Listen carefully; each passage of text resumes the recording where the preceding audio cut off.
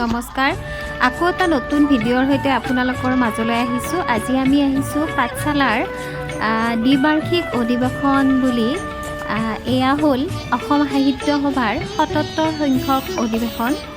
আমি তালৈ আহিছোঁ। বহুত মানুহ হৈছে। এয়া আজি তৃতীয় দিন।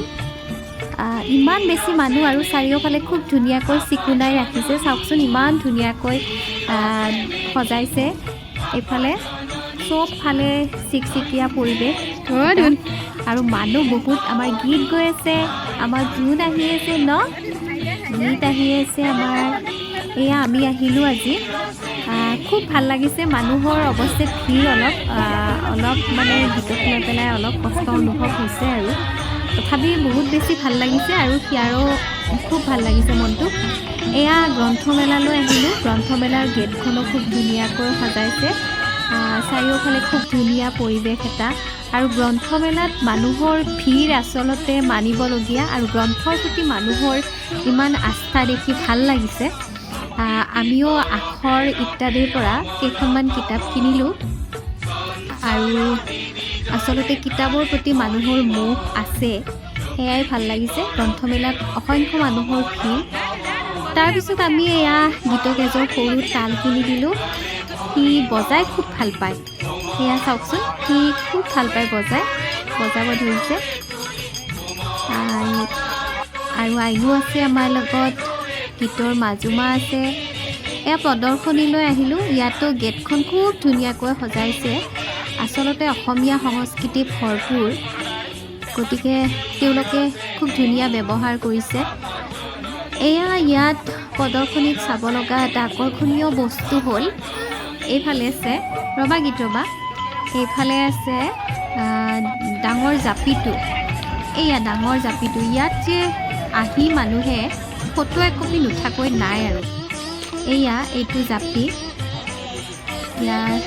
এই জাপিটো আচলতে বনোৱা কেইজন ধন্যবাদ, খুব ধুনীয়াকৈ বনাইছে।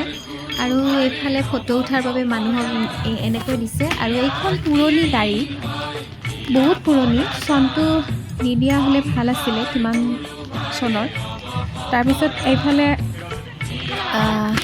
আনন্দৰাম বৰুৱা একাডেমীৰ ছাত্ৰ ছাত্ৰীসকলে ভ্ৰাম্যমাণ থিয়েটাৰৰ কিছু প্ৰদৰ্শন কৰিছে। ইয়াত ড্ৰেছ আছে ভ্ৰাম্যমাণত ব্যৱহৃত হোৱা। তাৰপিছত আবাহন থিয়েটাৰৰ, কহিনুৰ থিয়েটাৰৰ আৰম্ভণি। তাৰপিছত এইফালে ৰজা মহাৰজাই সেই সময়ত কেনেকুৱা ড্ৰেছ পৰিধান কৰিছিল সেইখিনি দিয়া আছে। এইখিনি লেডিজ ড্ৰেছ। তাৰপিছত এইখিনিতে আছে আধ্যাত্মিক চিত্ৰ প্ৰদৰ্শনী তেওঁলোকৰ। তাৰপিছত এইফালে আছে কৃষ্ণকান্ত সন্দিকৈ জুনিয়ৰ কলেজৰ ছাত্ৰ ছাত্ৰীসকলে প্ৰদৰ্শন কৰা কিছু সামগ্ৰী।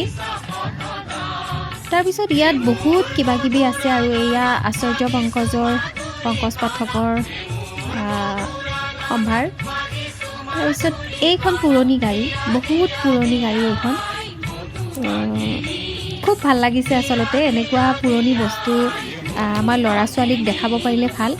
আৰু ইয়াতে খুব আকৰ্ষণীয় বস্তু হ'ল এই ওলকবিকেইটা। 1.5 কিলোমান হ'ব চাগে, ইমান ডাঙৰ ডাঙৰ ওলকবি। এয়া হ'ল কৃষি বিভাগ বজালী আৰু বৰপেটা জিলাৰ। মূলাবোৰো ডাঙৰ ডাঙৰ, বন্ধাকবি ডাঙৰ, আৰু এয়া ফুলকবি আছে, খুব ডাঙৰ ডাঙৰ কবিকেইটা। ব্ৰকলি আছে। ব্ৰকলিৰ কালাৰ মই ইয়াত ফাৰ্ষ্ট টাইম দেখিছোঁ, য়েল্ল', পাৰ্পল আৰু গ্ৰীণ কালাৰৰ। তাৰপিছত ওলকবিকেইটাতো দেখিছেই, ডাঙৰ ডাঙৰ, বহুত ডাঙৰ ওলকবি। তাৰপিছত পানীলাওৰ জাতকেইটাও খুব ডাঙৰ। তাৰপিছত অমিতা আছে ইয়াতে, ওপৰৰ ফালে অমিতা আছে। এয়া ফুলকবি আৰু অমিতা, তিতাকেৰেলা, কোমোৰাৰ জালি, বেঙেনা, নহৰু গছ আছে, বিলাহীৰ গছ আছে। তাৰপিছত এইফালে মাছৰুম আৰু আলুকেইটাও ডাঙৰ ডাঙৰ, বহুত ডাঙৰ ডাঙৰ আলুকেইটা। তাৰপিছত ইয়াতে মাটিল আছে, বৰা চাউল আছে। তাৰপিছত এয়া আমি ধানৰ সি বুলি কওঁ, ধানৰ আগটো। তাৰপিছত ইয়াতে মাকৈ আছে, আৰু এইয়া মৰাপাট। আজিকালি ল'ৰা ছোৱালীয়ে মৰাপাট চিনি নাপায়, মৰাপাট কি। এয়া মৰাপাট। গীত ৰবা। ৰবাধুন আৰু এয়া এইটো মানকচু খুব ডাঙৰ মানকচু আৰু জলকীয়া এইটো কলডিল বুলি কয় কলডিল জানে নহয় এয়া হালধি আৰু এইফালে দেখা পালোঁ ইয়াতে মুগা জালি আৰু এৰী জালি এয়া এৰাপুলুৰ পৰা কেনেকৈ এৰী সূতা কাটিব পাৰি সেইখিনি আছে ইয়াত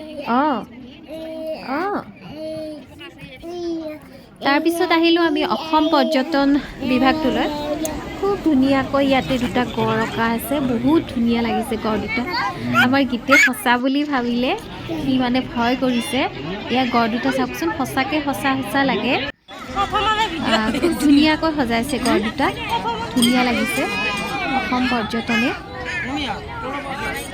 আৰু তাৰপিছত আহিলোঁ আমি বজালীহাটলৈ বজালীহাটত তেওঁলোকৰ নিৰ্দিষ্ট খাদ্য সম্ভাৰ লাগে বোৱা কটা কাপোৰ লাগে তাৰপিছত হাতে বনোৱা যি লাগে যি ধৰণৰ মানে সাধাৰণ গাঁৱলীয়া মানুহবিলাকে বনায় সেই সামগ্ৰীবিলাক আছে এয়া চাওক খুব ধুনীয়াকৈ আছে এয়া হাতী চৰাই হৰিণাৰ মূৰ এইবিলাক আমাৰ গীতে এটা পেঁপা কিনিলে সি পেঁপা বজাব শিকিছে এয়া তাৰপিছত আমি অলপ আচাৰ কিনিলোঁ ক'ৰবাত গ'লে আচাৰ নিকিনাকৈ নাহোঁ আৰু খুব ভাল লাগে তাৰপিছত অলপ কিবা কিবি খাই ল'লোঁ এয়া ফ্ৰেঞ্চ চাট হাউচ এইখন খুব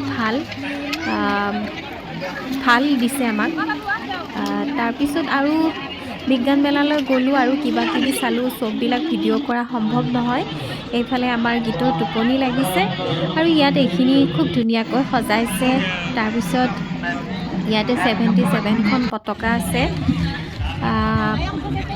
খুব ধুনীয়া লাগিছে আৰু এইখিনি গধূলিৰ পৰিৱেশ তাৰপিছত আমি ঘৰা ঘূৰি আহিলোঁ আজিলৈ এৰিছোঁ বাই বাই